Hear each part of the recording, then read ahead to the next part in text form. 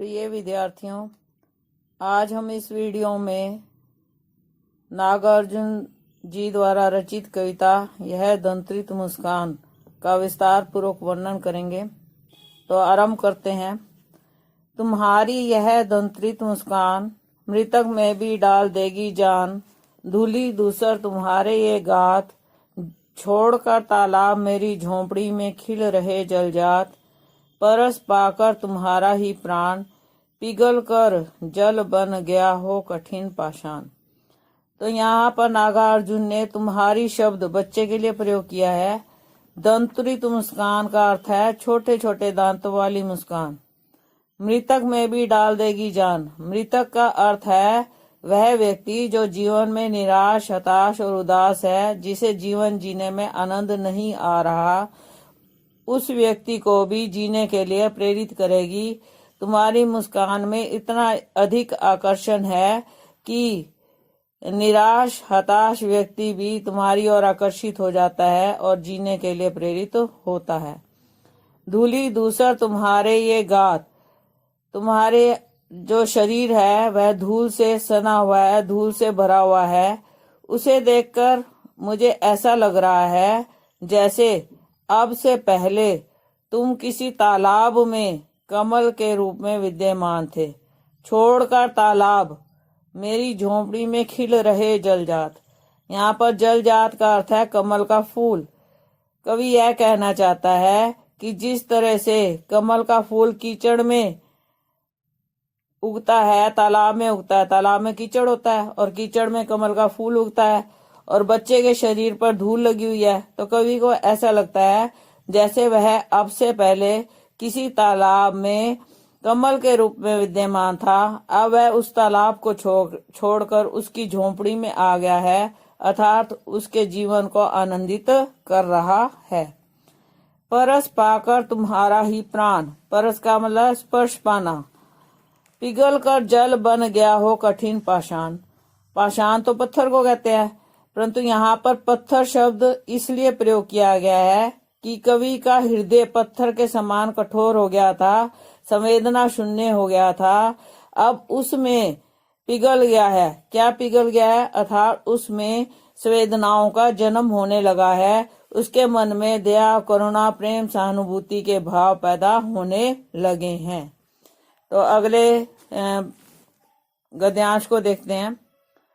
छू गया तुमसे कि झड़ने लग पड़े, शेफालिका के फूल, बांस था कि बबूल।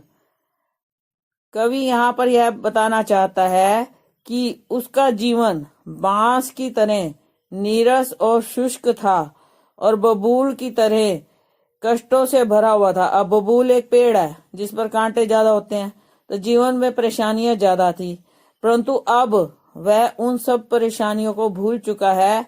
जीवन की शुष्कता, नीरसता समाप्त हो चुकी है और उस पर अब शेफालिका के फूल खिलने लगे हैं, अर्थात उसको जीवन जीने में आनंद आने लगा है। शेफालिका के फूल सुंदर और आकर्षक होते हैं, तो कवि कहता है कि उसका जीवन जो बांस की तरह और बबूल की तरह था, अब वह शेफालिका की तरह हो गया है, अर्थात उसे जीवन जीने में आनंद आने लगा है। तुम मुझे पाए नहीं पहचान, देखते ही रहोगे अनिमेष, थक गए हो आंख लूं मैं फिर।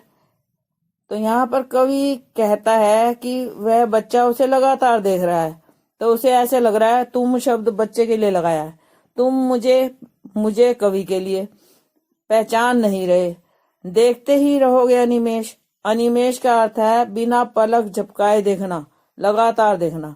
तो यहाँ पर बच्चा लगातार उसकी तरफ देख रहा है, इसलिए कवि कह रहा है कि तुम मुझे पहचान नहीं पाए, क्योंकि तुम्हारा और मेरा परिचय भी हुआ नहीं है, इसलिए तुम मुझे लगातार देख रहे हो। थक गए हो, प्रश्न लगा दिया। वैसे तो बच्चा कोई उत्तर देगा नहीं उसे, तो वो अपने आप से ही कह रहा है कि उसका बच्चा थक गया होगा। आंख लूं मैं फिर, तो मैं अपना ध्यान उस बच्चे की तरफ से हटा लेता हूँ ताकि वह बच्चा भी इसकी तरफ देखना बंद कर दे और वह थके ना। यहाँ पर आंख फेरने का अर्थ घृणा से नहीं है। यहाँ पर कवि के मन में पितृ प्रेम जाग रहा है, संतान के प्रति प्रेम आ रहा है, तो वह कह रहा है कि उसका बच्चा थक गया होगा, इसलिए मैं अपनी आंख हटा लेता हूँ। क्या हुआ यदि हो सके परिचित ना पहली बार। परिचित का मतलब जान पहचान। यदि तुम्हारी माँ ना माध्यम बनी होती आज, मैं ना सकता देख, मैं ना पाता जान, तुम्हारी यह दंत्रित मुस्कान। तो यहाँ पर कवि कहना चाहता है कि तुम्हारा और मेरा परिचय भी नहीं हुआ, आज हम पहली बार मिले हैं। यदि तुम्हारी माँ ने मेरा साथ नहीं दिया होता तो मैं संतान को नहीं देख पाता, अर्थात तुम्हारा जन्म नहीं होता और मैं संतान का सुख नहीं जान सकता था। तुम्हारी यह दंत्रित मुस्कान नहीं देख सकता था, क्योंकि बच्चा होगा तभी तो उसकी सुंदर मुस्कान को वह देखेगा। धन्य तुम माँ भी तुम्हारी धन्य, चिर प्रवासी मैं इतर मैं अन्य। यहाँ पर कवि ने पहला धन्यवाद किसको किया? बच्चे को। तुम का अर्थ है बच्चे, बच्चे को धन्यवाद कर रहा है। क्यों? क्योंकि बच्चे ने उसे संतान सुख दिया है, अपनी सुंदर आकर्षक मुस्कान दिखाई है। बच्चे की उपस्थिति से उसके जीवन में परिवर्तन आया है।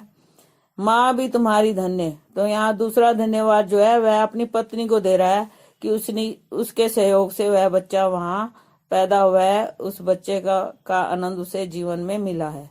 चिर प्रवासी मैं इतर। चिर प्रवासी का अर्थ है काफी लंबे समय से मैं घर से बाहर था। मैं इतर का अर्थ है मैं आज यहाँ हूँ। कवि मैं का प्रयोग कवि ने अपने लिए किया है। मैं जो काफी लंबे समय से घर से बाहर था, आज मैं यहाँ हूँ। मैं अन्य, परंतु मैं तुम्हारे लिए कोई दूसरा व्यक्ति हूँ, क्योंकि तुम मुझे अभी पहचानते नहीं हो। इस अतिथि से प्रिय तुम्हारा क्या रहा संपर्क। यहाँ पर प्रिय शब्द भी उसने अपनी संतान के लिए ही किया है कि अतिथि कौन है? कवि। किसके लिए अतिथि है? उस बच्चे के लिए। तो कवि अपने आप को यहाँ अतिथि कह रहा है कि मैं तुम्हारे लिए अतिथि हूँ और तुम मुझे नहीं जानते, तुम्हारा मेरे से कोई संपर्क नहीं हुआ, अर्थात तुम मुझे नहीं जानते। उंगलियां माँ की कराती रही हैं मधुपर्क, देखते तुम इधर कनखी मार, और होती जबकि आंखें चार, तब तुम्हारी दंत्रित मुस्कान मुझे लगती बड़ी ही छविमान। तो यहाँ पर कवि कहता है कि अब तक माँ की उंगलियां, अर्थात माँ अपनी उंगलियों से तुम्हें मधुपर्क का सेवन कराती रही है। तो यहाँ मधुपर्क क्या है? मधुपर्क एक ऐसा पदार्थ है जो 5 चीजों को मिलाकर बनता है। शहद, घी, दही, जल और दूध, इन 5 चीजों से मधुपर्क बनता है और बच्चों को यह चटाया जाता है। तो वो कहता है कि अभी तक माँ अपनी उंगलियों से तुम्हें मधुपर्क का सेवन कराती रही है। देखते तुम इधर कनखी मार, और तुम मुझे तिरछी नजर से देख रहे हो। कनखी मारना मतलब तिरछी नजरों से देखना। और होती जबकि आंखें चार, आंखें चार होने का मतलब प्यार होना, कहने का मतलब नजर से नजर मिलना। और जब तुम्हारी नजर मेरी नजर से मिलती है, अर्थात मैं तुम्हें देखता हूँ और तुम मेरी तरफ देखते हो, तब तुम्हारी दंत्रित मुस्कान, तब तुम्हारी ये छोटे छोटे दांतों वाली मुस्कान मुझे लगती बड़ी ही छविमान, मुझे बहुत अधिक सुंदर दिखाई देती है। तो हर माँ बाप को अपने बच्चे सुंदर दिखाई देते हैं, चाहे वो कैसे भी हो, सुंदर हो, कुरूप हो, परंतु माँ बाप की नजर में वे सुंदर ही हैं। तो इस कविता के साथ ही हमारा ये वीडियो, धन्यवाद।